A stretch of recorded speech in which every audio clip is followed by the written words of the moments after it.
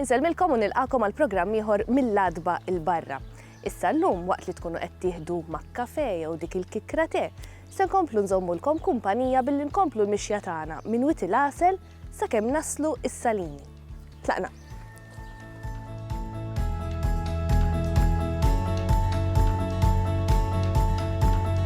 L-aktar parti fonda ta' dan il-wiet hija makkja mimlija b'siġar tal-ħarrub, siġar tad-deru u tal-anżalor kif ukoll pjanti indiġeni, pat-tenut tas-siġra u s-salvja tal-Madonna.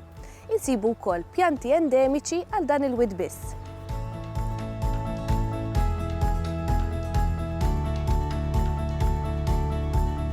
Hawnhekk fix-xahar insibu ħafna tipi ta' pjanti indiġeni u ħutu minnhom endemiċi bħal pereżempju dil-ferla li tikber biss fil-Gżejjer Maltin. L-isfortuna huwa minħabba kemm dil fil-klima, llum fir-rebbija però diġà hawn nixfa kbira u anke fatturi oħrajn bħal in-nies il ma jżommux mal-passaġġi jew il-bini eċetera, dal-pjanti kollha qegħdin jonqsu. Ix-xahar fil-waqt li taraħ biss blat, speċjalment fis-sajf, għandu biodiversità kbira u importanti ħafna bħalma huma importanti ħafna l-ekosistemi l-oħrajn li nissalvagwardjawhom bħala parti minn kumpless ħieħ tal-ambjent tal-wiet u widien oħrajn.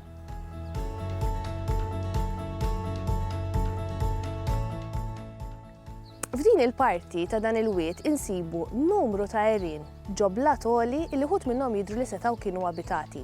In-naħa tax-xelluk ta' dan il-wiet hija marqa kollha b'laqx ta' ġebel mitħaffir ta' għerien fondi illi nsibu taħt Forti Mosta illi llum jintużaw għal ħażna tal-munizzjoni.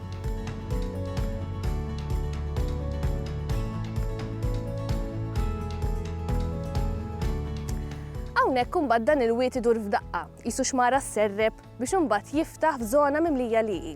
Illum abbandonati però jidher li natura qiegħda tirkuprhom. Hawnhekk insibu speċi rari ta' pjanti bħal felċi u nsibu wkoll 3 eżempji ta' siġra tararar illi hija s-siġra nazzjonali ta' Malta li normalment kienet iktar komuni f'Wit Fileb.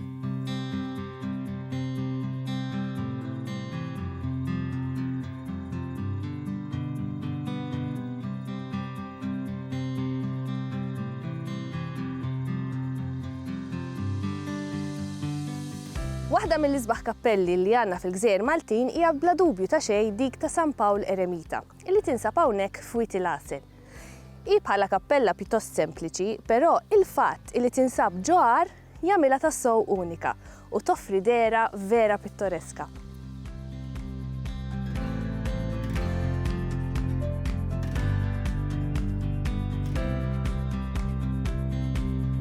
Waħda mill-iktar knejjes pittoreski fil-Gżejjer Maltin hija bla dubju ta' xejn din ta' warajja, il-Knisja ta' San Pawl Eremita. Din il-Knisja tinstab f'wieħed mill-għerien li nsibu f'Witi l-Għasel. Din il-parti tal-wiet tal-Mosta tissejjaħ Witi l-Għasel u din il-Knisja hija sinonima ma' din il-parti tal-wiet. Ħaġa oħra interessanti fuq din il-Knisja huwa l-fatt li hawnhekk kien hawn nixxija tal-ilma naturali, ilma naturali li kien tajjeb għax-xorb. Jingħad li l-Grammastri tal-Ordni ta' San Ġwan kienu jridu minn dan l-ilma fuq il-mejda tal-ikel tagħhom biex jixorbu, allura dan l-ilma kien importanti ħafna.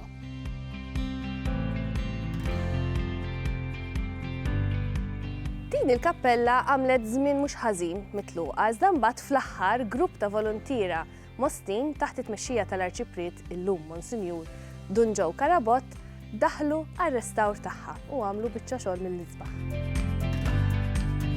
Hawnhekk nafu xi informazzjoni fuq din il-Knisja mill-vista pastorali ta' Monsinjur Pietro Duzzina li kien għamel 10 snin wara l-assedju l-kbir fl-1575, meta kien ġie jżur dal-inħawi li f'dak iż-żmien kien għadhom jagħmlu parti mit-territorju tan-Naxxar u kien tkellem fuq din il-Knisja u qal li għandha diversi benefiċċji.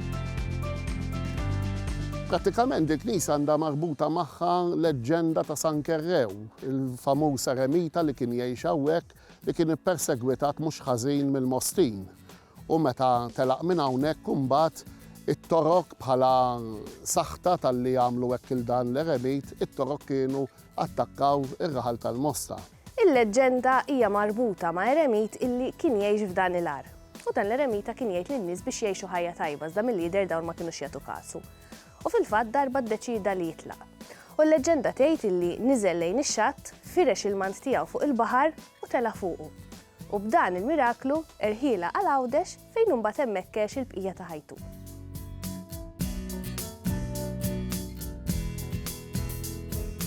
Kif induru mal-promontorju tal-blat il-wied jiftaħ u naraw pont żgħir illi fil-fatt jagħmel parti mill-Victoria Lines. Illum dan il-pont huwa mġarraf minħabba arar qawwi illi kien seħħ fl-1979. Dan il-pont kellu mibni fuqu ħajt bi 3 arkati, ħajt speċi ta' stopwall illi jagħti għal naxxar gap. Illum ma tantx fadal bdiewa jaħdmu dawn l-għelieqi, wieħed mill-aħħar bdiewa fil-fatt jaħdem l-għelieqi ta' taħt il-barriera.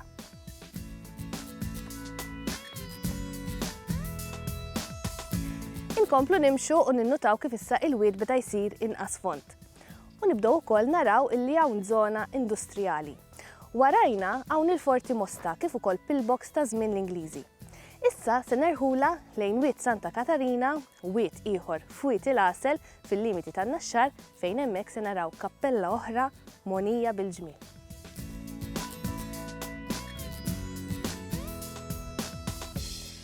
Fl-imoddi, din il-kappella kienet tagħmel parti minn raħal antik jismu Ħalpissa. Mbagħad kien hemm ċertu wieħed Marjano Manġon illi fl-1602 kien offra somma ta' flus biex bija tinbena kappella fejn fil-ħdud u fil-festi jkunu jistgħu jiċċelebraw il-quddies. Fil-fatt kitba illi tinsab fuq din il-faċċata sempliċi ta' din il-kappella fuq il-bieb tajt illi din il-kappella ġiet mibnija fuq inkarigu ta' Marjano Manġon fl-1607 fġieħ Santa Katarina biex titlob għalih quddiem Alla.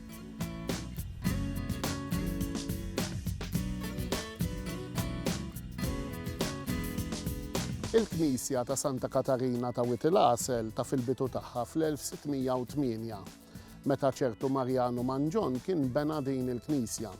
Jingħad li qabilha kien hawn knisji oħra li kienet iġġarfet biż-żmien, imma Marjano Manġon bena din li naraw illum. L-istil li bnija fuq huwa stil medjevali fil-fatt dan narawh mill-bieb għat-tont li għandha u mit-tieqa rużetta fuq il-bieb prinċipali tagħha. In-naħa ta' fuq tal-bieb hija f'forma nofstont u fuqha hemm markata. U mbagħad fuq in-naħa tal-lemin fil-ġenb tal-kappella nsibu tieqa żgħira illi minnha setgħu jagħmlu l-visti meta l-kappella kienet tkun magħluqa.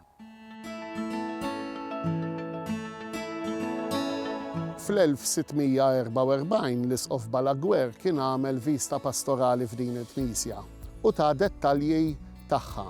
Fost id-dettalji li jsemmi jgħid li fil-kwadru titolari li kien juri l-Santa Katarina kien jidher ukoll San Pawl u San Ġwan il-Battista. Jgħid ukoll li fuq il-ħajt tagħha kien hemm impitrin ġbijat ta' San Giuseppe u San Ġwan l-Ammiedi. Kien hemm xi żmien meta din il-Knisja ġiet profonata, imma mbagħad naraw fl-1785 l-Isqof Labini jerġa' jagħmel vista pastorali f'din il-Knisja u jsemmi li kien għadu kif sar kwadru titolari ġdid. Dan juri li la kien sar kwadru ġdid din il-Knisja kienet funzjonabbli u kienet qiegħda tintuża. Biż-żmien imbagħad din il-Knisja kienet reġgħet sfat abbandonata u saret ilha ħafna ħsara, speċjalment meta kien anka inqala l-bib ta' barra. Riċentament din il-Knisja reġgħet ġiet restawrata biex bekk terġa' tgawdi d-dinjità li kellha meta fil-passat kienet l-unika bini li konna nsibu f'dan il-wied sabiħ. Il-wied jiftaħ fi pjanura b'serje tal-quħ illi jwasslu għall pjanura tas-Salini. Fl-imoddi hawnhekk kien bur tal-ilma illi jaqqat majn riħana f'żona magħrufa bħala Ladira illi llum hija kkultivata tajjeb ħafna. Il-wied imbagħad jispiċċa fix-xejn iżda l-ilma jibqa' sejjer fl-għelieqi tal-livell tal-baħar. Fil-fatt inbena kanal illi jwassal għas-Salini.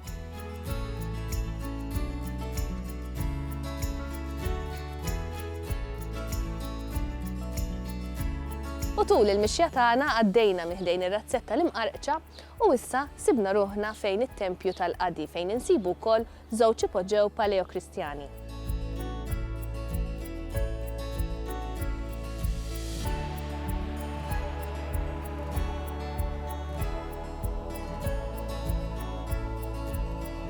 Fdalijiet li naraw hawnhekk huma ta' tempju preistoriku bħal huma tempju l-oħrajn forsi iżjed magħrufin bħal Ġgantija jew Ħaltarxin. Tempju preistoriku li sfortunatament ma fadalx ħafna minnu imma xorta tista' taraf mill-forma tiegħu li huwa tempju. Dan ġie skavat minn Temmi Żammit fl-1927 u Żammit irrapporta li volja ma tantx fadal ħafna mill-istruttura xorta jien naraf li huwa tempju. Ma nafux eżatt kemm kien kbir u x'orjentazzjoni kellu, imma waqt l-iskaf ħareġ ħafna fuħħar li jgħidilna li dana ma kienx jintuża biss fil-perjodi tat-tempju imma jintuża anke wara fi żmien il-Bronz u dan nafuh mill-iskaf u mill-evidenza li ħarġet minn hemm.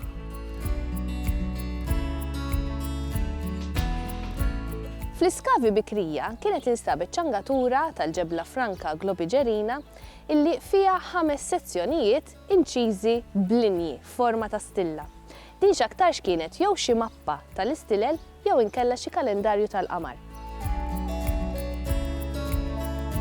Ma nafux eżatt l-ambjent eżatt jew il-pajsaġġ kif kien fi żmien ta' dan il-tempju ta' tal-qadi li nistgħu ngħidu żgur l-ikbar probabbli differenza li kien hemm li l-baħar kien jidħol ħafna iżjed il-ġewwa milli jidħol illum. Nafu li kien hemm port Ruman importanti, Salini. Allura t-tempju ta' tal-qadi kif narawh illum dak iż-żmien kien ħafna iżjed viċin tal-baħar. Ġifieri din setat kienet forsi fattura li jom importanti. Riċentament f'Malta sar proġett jismu Fragsus immexxi mill-Università ta' Belfast imma kollaboraw fih ukoll l-Università ta' Cambridge, l-Università ta' Malta, is-Sovrintendenza tal-Patrimonju Kulturali u Heritage Malta.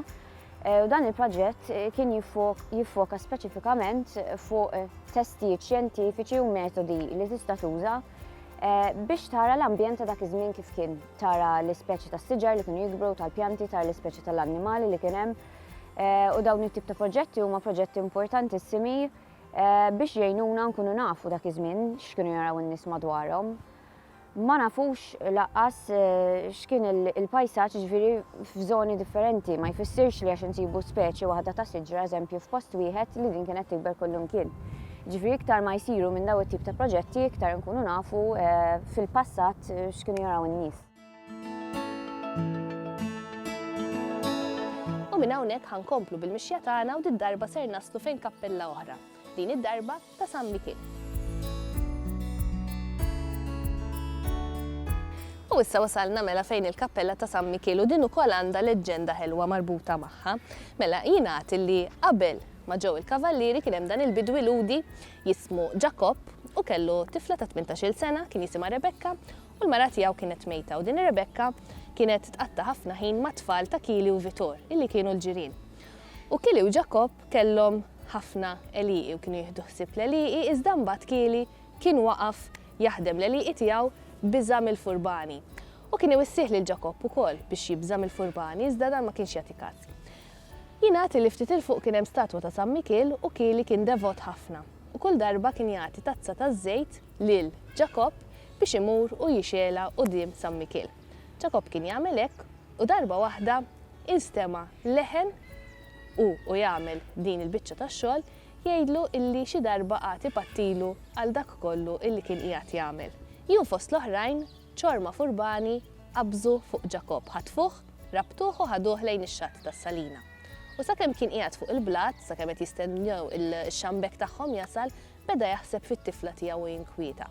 U jingħad illi f'daqqa waħda instema' qisu tfaqqih u dvenvin ta' par ġwienaħ kbar u jara dal-kavallier sabiħ b'dawn il-ġwienaħ u bajnejn qishom xrar tan-nar.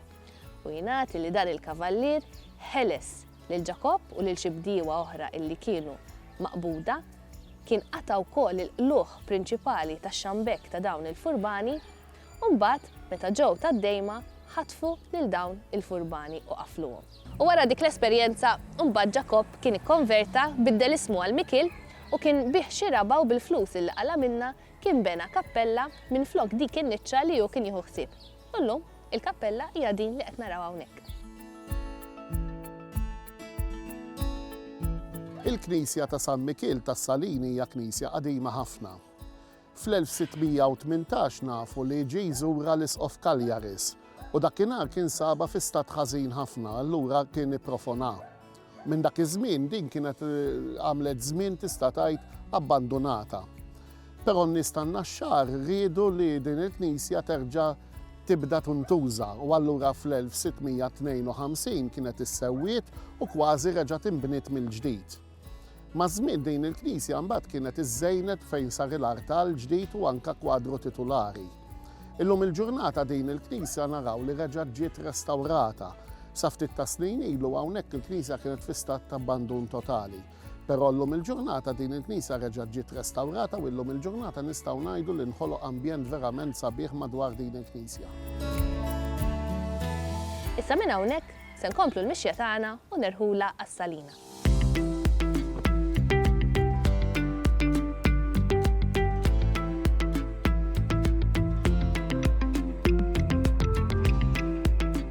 U issa wasalna is-Salina, illi hija l-aħħar biċċa tal-mixja tagħna. Fi żmien il-kavallieri dawn is-salini kienu jintużaw biex jiġbru il-milħ. Illum din iż-żona hija riserva naturali tal-asafar u ta' flora u fawna bħal bużaq, illi hija ħuta illi tgħix fil-ma sal-mastru. Is-salini fil-stat li huma issa inbnew ftit wara l-assedju l-kbir mill-kavallieri. M'għandniex data speċifika ma jidher li lejn l-aħħar tas-16 seklu Malta bdiet tesporta l-melħ fejn qabel kienet timporta l-melħ. Allura dak qisu jindika li meta nbnew daw is-salini għax dawn huma salini kbar u meta kienu jintħadmu b'mod industrijali kienu jipproduċu ma' 700 tunnellata f'sajf. Illi dak kien aktar milli kien hemm bżonn għal Malta żgur. Issa dak iż-żmien il-melħ kien ta' valur kbir. Pis kien jiswa daqs id-deb. Kilo deb kien jiswa daqs kilo melħ. Allura 700 tunnellata tista' timmaġinaw kemm kien ta' valur kbir. Dawn inbnew qed ngħidu eżatt wara l-assedju. Inbnew qabilhom kien hawn salini oħrajn li kienu aktar fejn l-li issa naħa ta' Kennedy Grove.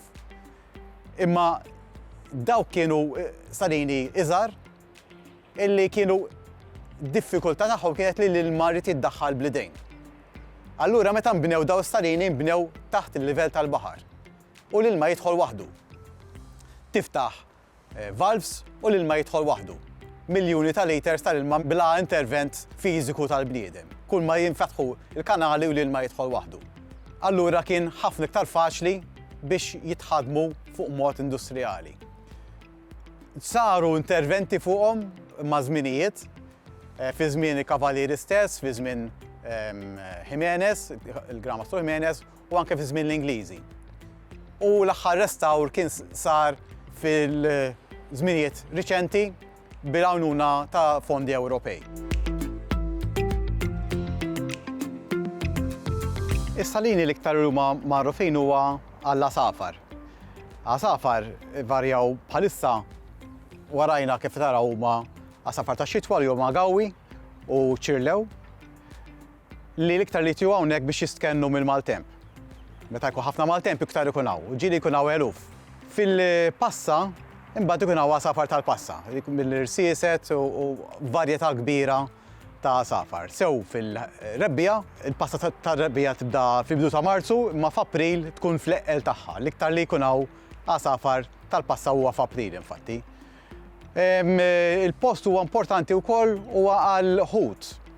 Il-ħut prinċipalment ġewwa s-salini ta' ġewwa, il-ħut huma il-bużaq li hija l-ħuta nazzjonali ta' Malta, hija ħuta żgħira li hija l-bażi tal-katina tal-ikel li jridu l-asafar u li jridu ħlejja oħrajn. Il-ħuta oħra importanti hija s-sallura, li wkoll hija speċi protetta u tinstab f'postijiet bħal dawn, li s-sallura tbejjed fil-ma baħar u tiġi fil-postijiet bħal dawn biex tqatta il-bqija ta' ħajjitha. Li tista' ddum il-katina ddum xi 40 sena minn meta tfaqqas sakemm terġa' tiġi biex tbit. Fejn aħna nieħdu ħsieb il-post biex anke jsir il-melħ fuq bażi żgħira ħafna minn salina waħda biss. Is-salini l-oħrajn aħna nindukrawhom biex ikunu tajbin għal ħlejjaq biex jitkattar il-bużaq, allura imbagħad dak joħloq ikel għal asafar u ħlejjaq oħrajn. Min-naħa l-oħra, fuq in-naħa l-oħra tas-Sukkursu li jiġi n-naħa ta' Kennedy Grove, hemmhekk hemm dak li kien post mistadar, jiġifieri marshes, illi ma' żminijiet inqerdu dawn. Intrema ħafna materjal fihom u daw ġew nixfin kompletament. U issa bħalissa aħna qegħdin fix-xogħol u dan qegħdin niskavaw il-post biex nerġgħu nħolqu sistema ta' għadajjar u kanali illi hemmhekk ma jkunx ilma mielaħ daqs ilma baħar jew ta' salini, ikun iktar salmastru. U dak joħloq abitat differenti anke għal bużaq u għal ħlejja oħrajn partikolari għal dik it-tip ta' mluħa tal-art u tal-ilma.